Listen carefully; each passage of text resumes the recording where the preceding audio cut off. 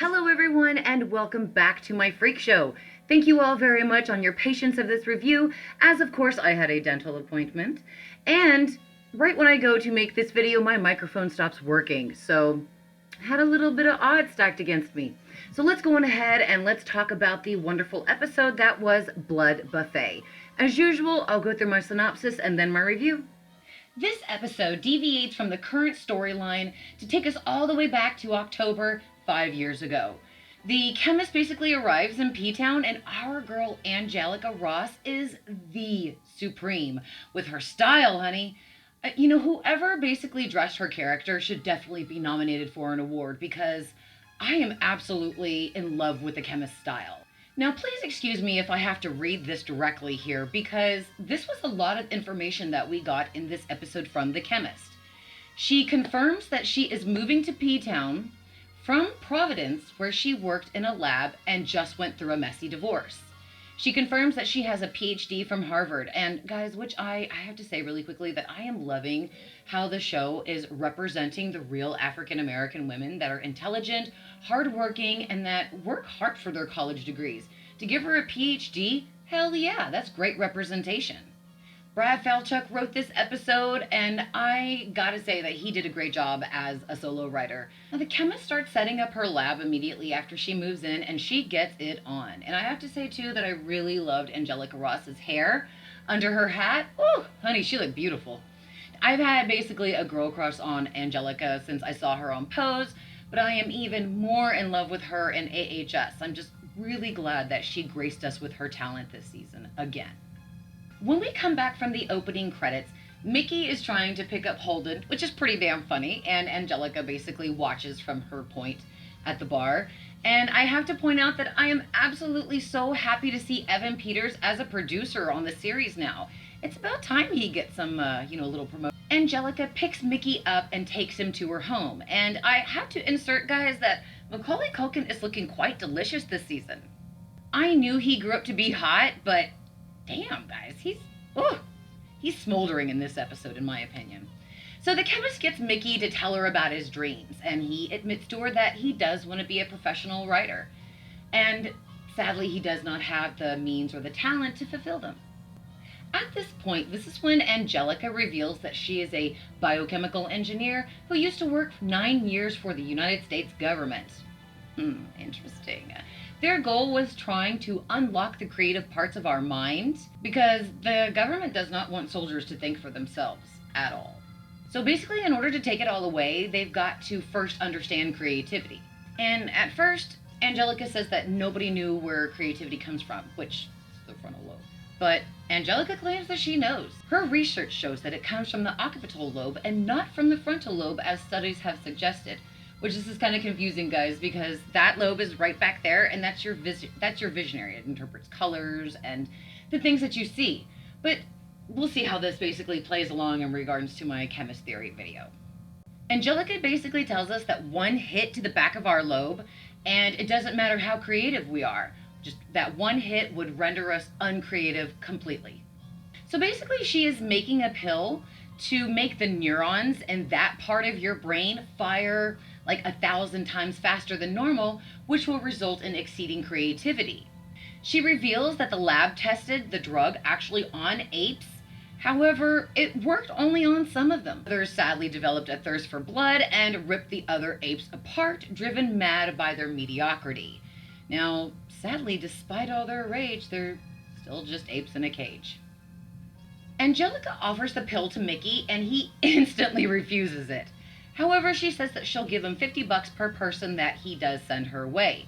And when Karen and Mickey are hanging out at the Muse, I love their little conversation here about how the summer people have gone and the winter people are now here, and it's just nice to have a break from all those people.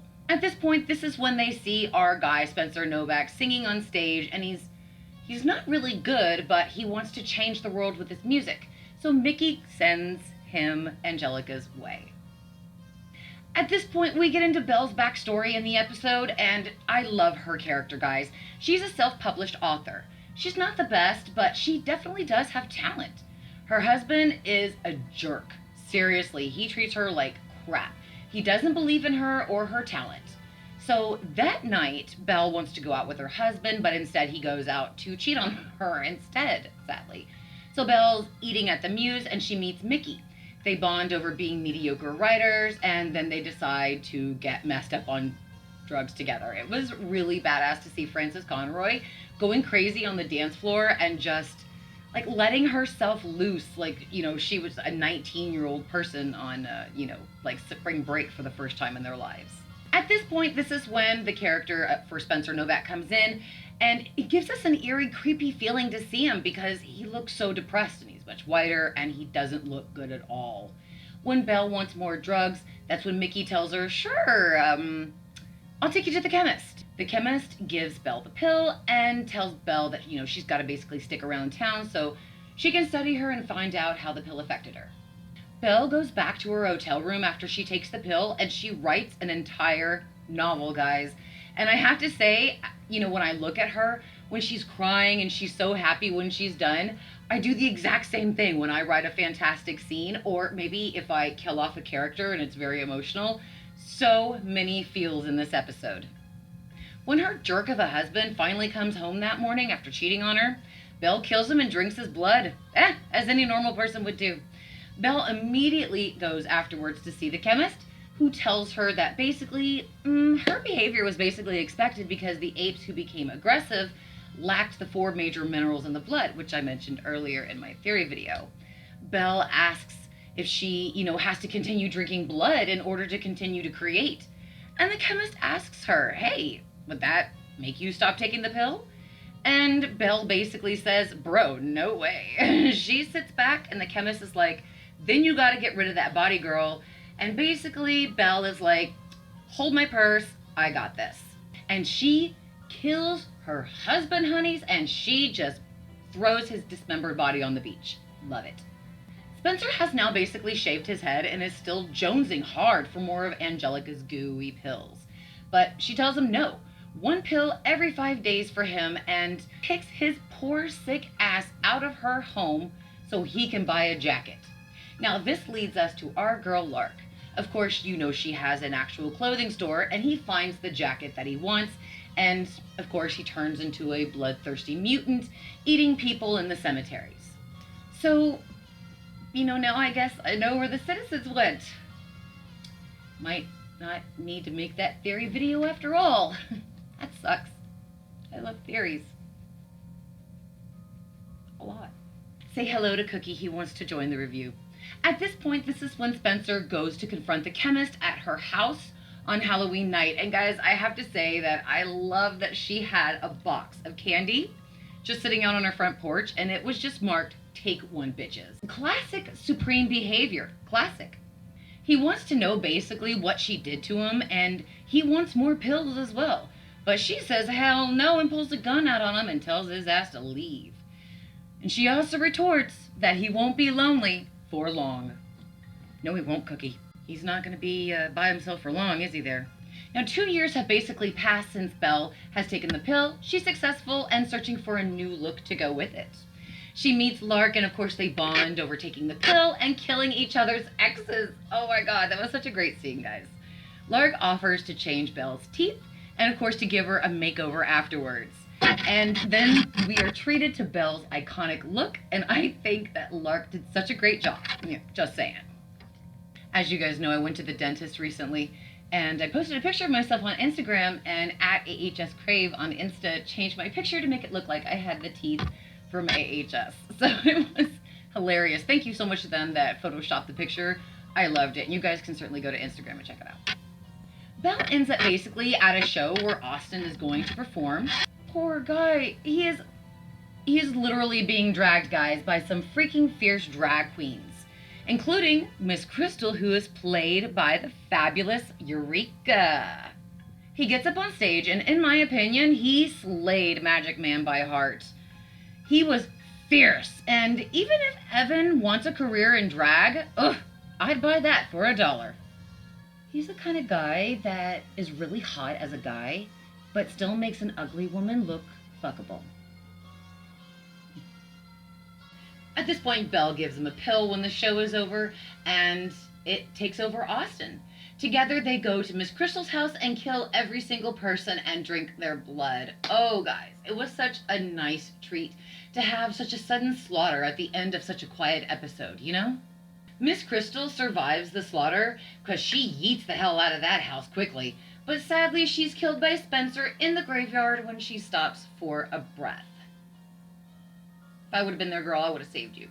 Would have died for you, Miss Eureka. Would have died for you. Now guys, as far as my review, I genuinely enjoyed this episode. I know it was a little slow with little action, but it gave us so much information, especially about the chemist, the pill, what it does, and a little bit of her backstory. I mean, if she told Holden the truth.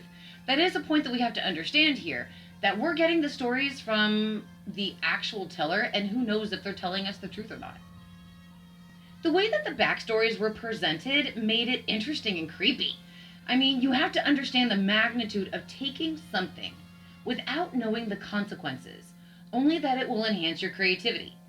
And taking anything without understanding how it can change your body or affect it is really scary to me. Extremely scary.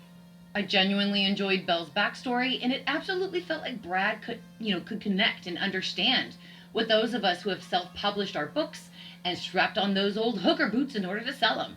We're either met with resistance or we're embraced.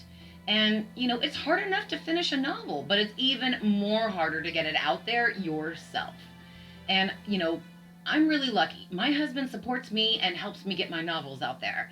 I have a partner who believes in me and in my writing, so that's very difficult to find. Evan Peters, y'all, when he sang Magic Man with such intensity, and then he crane kicked open the door that Miss Crystal had locked in order to, get out of the house. Just on those two alone, I have to give this episode a higher rating than normal, so expect it. Focusing on Francis, Evan, Dennis, Macaulay, Angelica, and getting even a small taste of Sarah, all of it was just what we needed to have in this episode. And we even got a little bit of Billy Lord with our meal. I absolutely give this episode a 9.5. Yes, I do, loves. Yes, I do. I know that others found the episode kind of boring and at a slow pace, but I enjoyed it. I gave it such a high rating due to the outstanding performances from Angelica, Francis, Macaulay, and Evan Peters, and just so many of them. I just don't care about the negatives anymore because I'm enjoying this season so much and all of the episodes. Just wanted to let you know very quickly too that I did see the predictions for episode 5, and it does appear that a lot of you were right. That, spoiler warning, it does appear that Alma convinces Doris to take the pill, and it turns out that she's mediocre and will probably turn into a bloodthirsty person. So congratulations to all of you out there that were right. I just wanted to take a quick note to tell you all that it's been fun making these theory videos.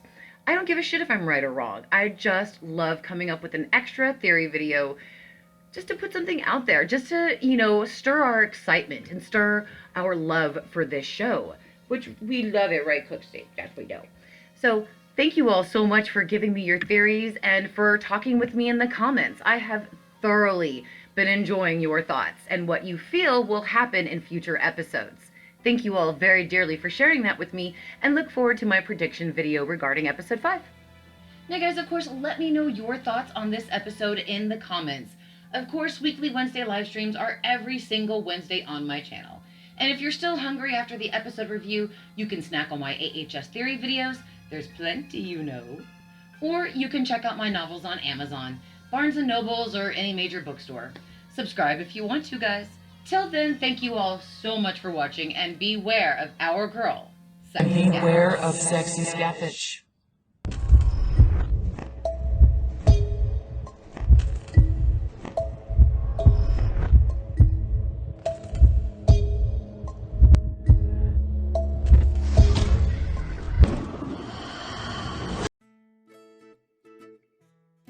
Spencer goes to confront the chemist on her... Sorry. Baby, I know. Hold on. I gotta just hang on.